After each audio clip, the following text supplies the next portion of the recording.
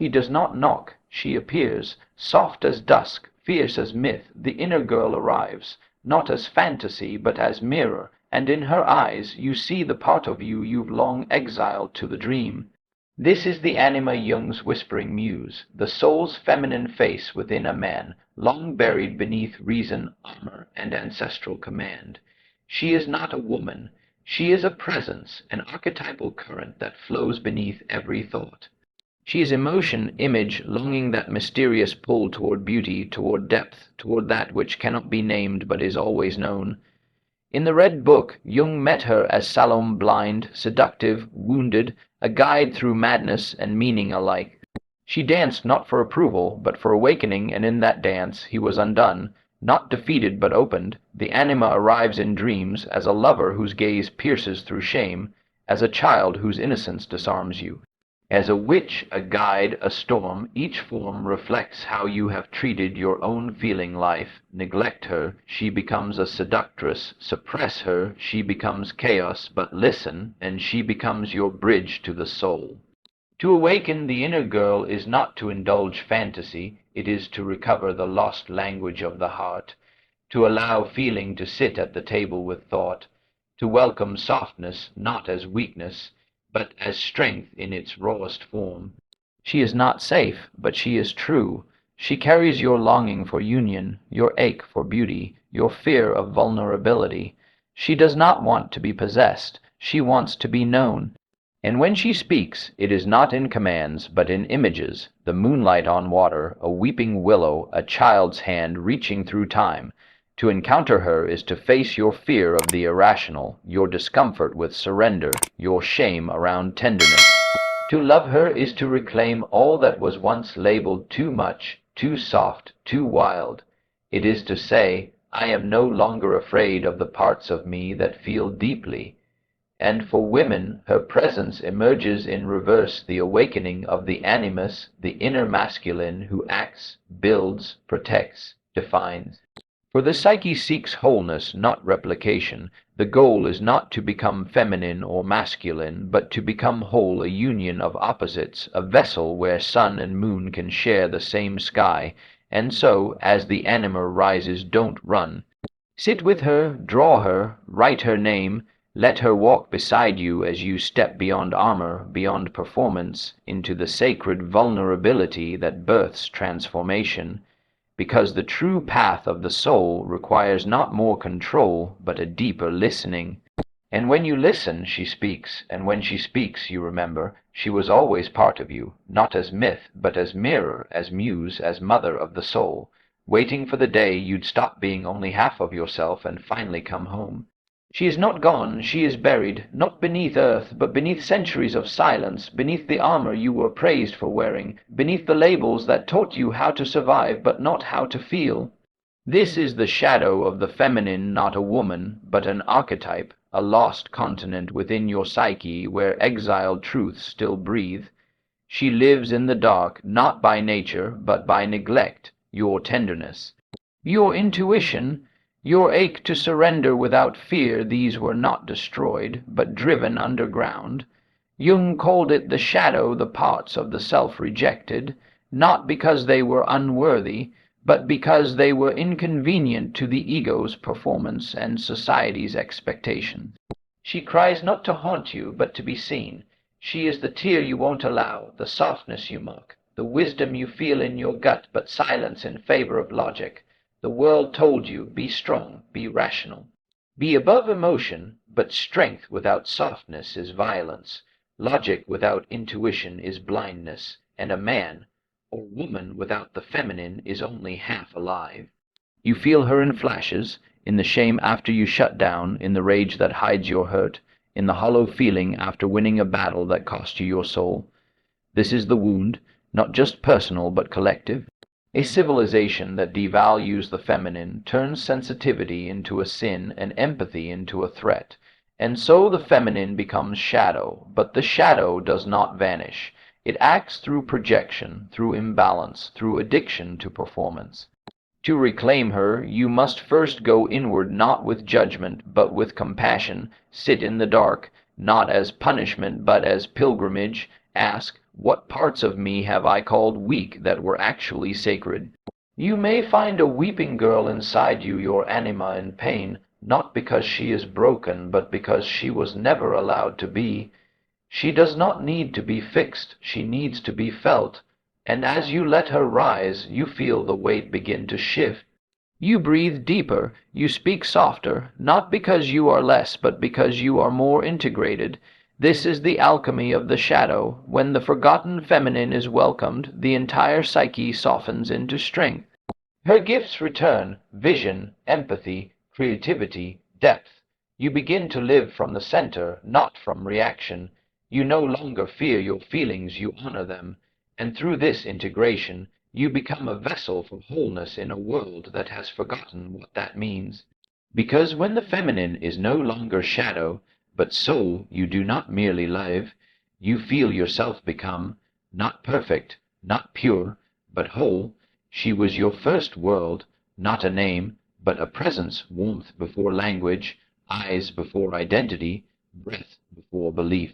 This is the mother archetype, the great root system beneath your psyche, the original face of love and fear, woven into every dream, longing, and wound. Carl Jung saw her clearly, a primal figure split in two, nurturer and devourer, guardian and jailer, the one who feeds life and the one who swallows it whole. In myths she is Demeter, gathering the wheat and weeping for her daughter. She is Kali, clothed in stars and blood, destroying illusion with fierce compassion. She is the earth itself, giving and taking, sheltering and shaking, and within you her image lives still. Your inner child remembers. Not just a person, but the emotional imprint she left behind in tone, in presence, in absence. Some knew the soft mother, whose embrace meant safety, whose voice sang you into trust. Others knew the shadow mother, whose silence cut deeper than scorn, whose needs eclipsed your own. But all carry her in dream and defense alike. She appears in your craving to be held, in your fear of dependence, in the hunger that no success or lover seems to fill. The child within waits still, not for rescue, but for reconnection. To heal, you must face her as myth, not merely as history. You must meet the archetype beyond the personal, where she reveals not just your past, but your soul's blueprint. Ask yourself, what does the word mother stir in your heart? Softness, or suffocation, warmth, or absence, and which parts of your own nurturing have been stolen by this inheritance? Marilu, Wies von France taught that true healing comes when the inner child meets the inner mother, not the one you had, but the one you now choose to become. So you begin again by listening, hold space for the grief, speak to the child within you. I see you now. Let your tears be milk, let your attention be lullaby, let the self become the womb of rebirth. You may find that the mother who once wounded you was also wounded herself. You may rage, you may forgive, but above all you reclaim the power to nurture from within, and as you do, something ancient begins to mend. You stop seeking mothers in lovers, you stop punishing yourself for needing care. You learn to feed your own soul with rituals of rest, with silence that cradles, with presence that listens without fixing. In dreams, the mother returns sometimes as a lake, sometimes as a lioness, sometimes as the soft hands of your own future self reaching backward in time to comfort the child you once were. And when the devouring mother rises in shame, in guilt, in need to control, you recognize her. You bow, but you do not obey. You thank her for her protection and return to the nurturing one, who builds without bondage, who loves without fear. To reconnect with the mother archetype is to return to the root of being, to let your soul drink from the original well. And from that nourishment you grow, not back into innocence, but forward into wholeness. She arrives in silence, not with thunder, but with a whisper that stirs the waters of your inner world. The maiden, the archetype of beginnings, of untouched potential, of intuition untainted by reason's demand for proof. She is the soul's first bloom, the part of you that still remembers how to feel before it was told to think. Carl Jung called intuition the function of the unconscious, a kind of knowing that precedes thought. He often observed it as a feminine quality not confined to gender, but to the psyche's way of relating to the invisible. The maiden carries this knowing. She doesn't explain, she reveals, in sudden flashes, in dreams that speak in color, in gut feelings that defy logic, yet lead you exactly where you need to go. She is Artemis in the forest, skipping between trees others fear. She is Persephone before the fall, the soul untouched by cynicism, curious, creative, close to the earth. To hear her, you must quiet the world. She will not shout over the noise. Her voice is subtle, like a melody remembered from childhood, echoing through art, through nature, through the spaces between your thoughts. You have heard her before in the moment you almost changed direction, but didn't. In the dream that lingered for days, in the idea that came like lightning, but was buried under the weight of should. She is your inner artist, your mystic child, your original self before domestication. To embrace the maiden is to say, I will trust what I feel, even if I cannot yet explain it. She does not live in formulas. She lives in flow, in brush strokes, in poetry, in the silence before the breakthrough, in the instinct to create because the soul is too full not to. The world often silences her, tells her she is naive, that intuition is unreliable, that creativity is indulgent. But the truth is without her, you become efficient but empty, successful but starved. She is the voice that says, paint even if it's messy, speak even if you shake, begin even if you don't know how it ends. She lives in every moment you allow yourself to wonder, to wander, to imagine. And when you say yes to her, when you pick up the pen, the brush, the thread of a dream, you reconnect with a power that heals not by solving, but by expressing. In dream work, the maiden often appears as a guide, a soul, companion leading through dark forests, not with a map, but with trust. She reminds you you do not have to know, you only have to feel, to move, to follow the thread, and in doing so you birth beauty from the unconscious symbols, stories, art that ripple far beyond your own life. To embrace the maiden is to return to your creative innocence not as regression, but as resurrection. She is not the child you left behind, she is the voice you're now finally mature enough to listen to. A network error occurred. Please check your connection and try again. If this issue persists, please contact us through our help center at help.openai.com. Retry chapter Roman 13. The Anima Mundi, the feminine soul of the world, personal healing, and the restoration of collective balance, 580 words. There is a pulse beneath the pavements and the data streams, a breath older than steel and louder than silence. It is not yours or mine.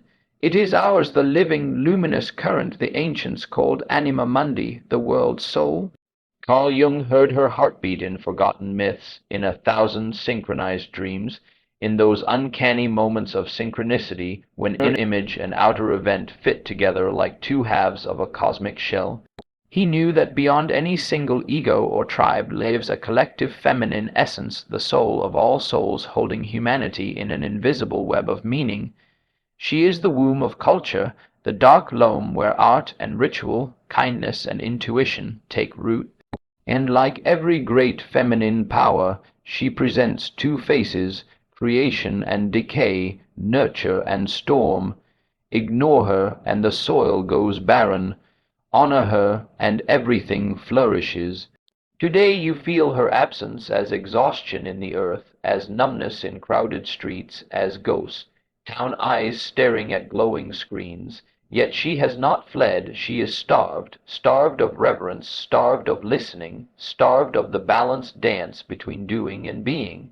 To restore the Anima Mundi, we begin where all true revolutions start, within. Your private journey of healing, your shadow work, your anima awakening, your practice of tenderness in a bruised world is the molecule of a greater medicine. When you calm your nervous system, the world's soul exhales. When you paint your dream on canvas, she gains a new language. When you honor the wisdom of water over the tyranny of clocks, her rivers remember how to sing.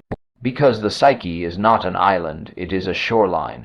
Every wave of insight that kisses your inner sand pulls a little debris from the collective ocean back to purity. And so, 3 invitations. 1. Ritual over routine. Light a candle before you open a screen. Speak gratitude to the food before it enters your body. Make the ordinary sacred again. Ritual is how private reverence seeps into public reality. 2. Imagination over consumption. The world soul is an artist, not a factory. Trade some scrolling for sketching, some reacting for creating. Each fresh image you birth rewires a thread in the collective tapestry. 3. Communion over competition. Listen more than you convince. Collaborate more than you compare.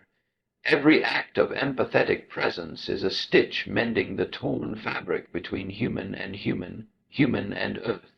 Remember, the anima mundi is not resurrected by grand ideologies, but by a million intimate choices, your breath in harmony with a tree's, your poem read aloud to a friend, your willingness to weep when the world hurts.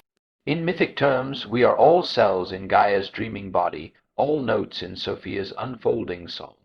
When enough of us tune our inner instruments to her subtle frequency, a symphony of renewal will rise so quietly at first that only the soul can hear, then so loudly that even stone cities will sway. The feminine soul of the world is calling, not through megaphones, but through the soft drum of rainfall, the hush after a child's laugh, the ache you feel when art moves you beyond words. Answer her. Feed her with presence, and know that each time you restore balance within, you tilt the great scales of the planet ever so slightly back toward wholeness. That is how civilizations heal, one inner blossom, one shared heartbeat at a time.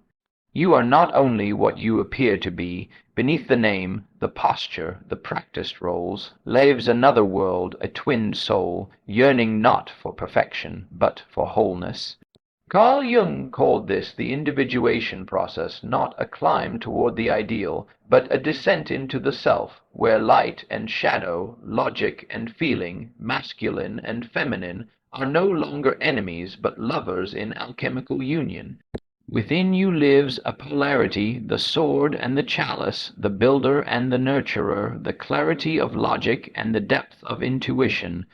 This is not a war, it is a marriage.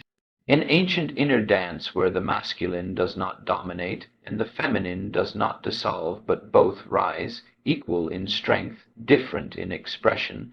The masculine in you knows how to structure, to penetrate the world with focus, to hold firm in storms. It is the father, the pillar, the fire of direction. The feminine in you knows how to flow, to feel the truth beneath words, to hold space for grief, for dreams, for silence. She is the mother, the moonlight, the well of mystery. One without the other is not strength, it is imbalance. Logic without emotion becomes cruelty. Emotion without clarity becomes chaos. Control without receptivity becomes tyranny. Surrender without discernment becomes collapse. But when these opposites meet not in domination, but in sacred dialogue, something miraculous is born, the self. The self is androgynous in essence, not because it is neutral, but because it is complete. Jung wrote that within the deepest layer of the psyche, every man carries the anima, the feminine soul, and every woman carries the animus, the masculine spirit. These are not mere traits. They are guides calling you toward integration. To unite them, you must first recognize their imbalance. The man cut off from his inner maiden, dismissive of emotion, afraid of softness. The woman estranged from her inner sage, disempowered, hesitant to act. Begin not by fixing, but by listening. Ask, where in my life have I over-relied on one aspect and silenced the other? What might happen if I let my intuition guide my logic, if I let my discipline hold my emotion like a steady hand cradling a trembling heart? This is the alchemy of integration. It does not happen overnight. It happens in moments when you speak your truth without crushing another's, when you act with clarity and love, when your presence becomes both rooted and open, firm yet fluid, In the symbolic union of conjunctio sun and moon in eclipse, king and queen embracing within Jung saw the deepest psychic transformation. Not a compromise between energies, but a transcendent third, a new being who is no longer ruled by polarity, but animated by balance. You become a vessel where opposites no longer battle but bless. The world does not need more force. It needs more integrated souls, those who have walked the inner marriage, who do not fear their own softness or strength, who no longer perform identity but embody essence.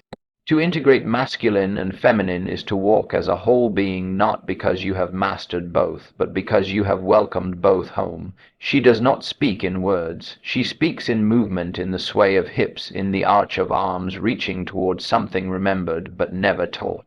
This is the sacred dance, the body's oldest language, where the feminine soul awakens not through thought, but through rhythm, breath, sensation. Carl Jung once said, "Often the hands will solve a mystery that the intellect has struggled with in vain, so too the feet, the spine, the hips, the breath." He saw the body as a mirror of the unconscious, a vessel that remembers what the mind forgets, and in his work with patients, especially women, he recognized that healing often came not through analysis alone, but through art, image, and movement.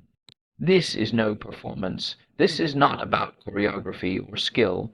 It is about surrender to the inner feminine, to her cycles, to her chaos and grace, to her ache for expression in a world that has long demanded silence. You may carry her wound, the part of you that was told to sit still, to shrink, to silence the song in your hips, to edit your joy into something appropriate. But within you still lives a dancer, a priestess, a wild soul who knows that the body is not a prison but a portal. She dances in circles, not to impress but to return to herself, to the earth, to the rhythm that connects heartbeat to drumbeat, breath to cosmos. In Jungian terms, this is active imagination in motion, a way for the unconscious to speak not through intellect, but through image and action. Let your body move not with agenda, but with curiosity. Begin alone, in your room, in the dark, with no one watching. And ask, what does my soul need to express today, without words? At first, it may be awkward. Your mind will resist. It will ask for meaning, technique, approval, but the feminine speaks before language.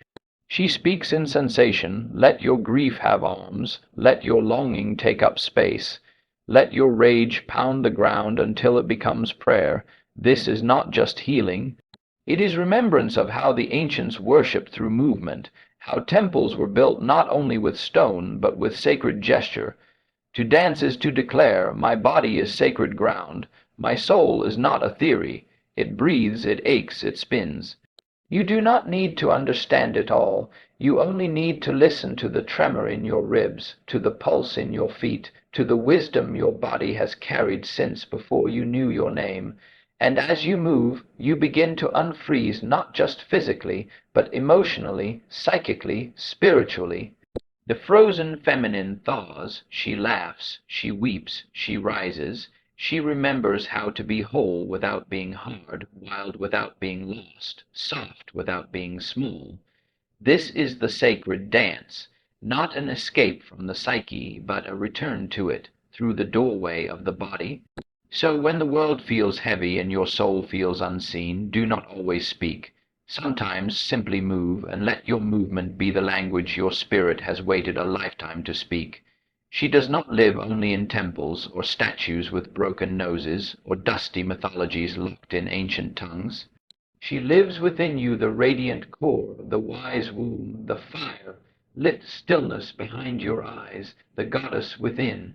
Carl Jung saw her everywhere: in Isis, arms open to mystery; in Sophia, luminous with wisdom; in the Virgin Mary, not as a passive figure, but as a symbol of the activated self, pregnant with light. These are not relics.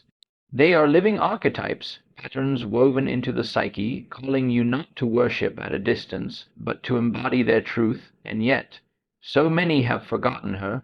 The world reduced the divine feminine to roles, to aesthetics, to categories of good or dangerous.